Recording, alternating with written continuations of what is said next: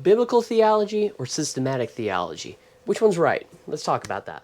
Oftentimes, we see these two phrases, and we tend to pit them against each other, that one is superior or inferior, whether that's systematic theology or biblical theology, but actually they're not in competition, they're in cooperation. When we talk about biblical theology, what that essentially means is that we're studying the scriptures, that we are exegeting passages, that we're drawing out what the text says, what it means, and what this tells us about God.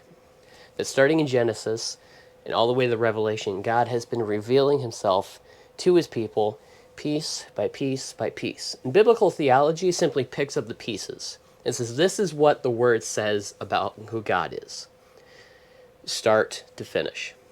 And that is where we form our concepts of what theology is. What are the doctrines that the Bible teaches using its own words?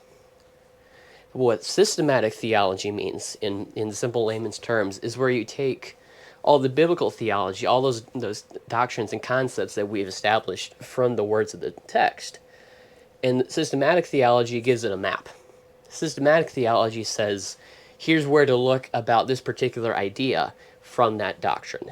So if I'm reading in John 6, like I was at a Bible study the other night talking about John 6, and I have a question about what it means to be called by God within the scope of the doctrine of salvation, that's where systematic theology goes. This is a map of where to look in the scriptures to find information on what it means to be called within the scope of salvation.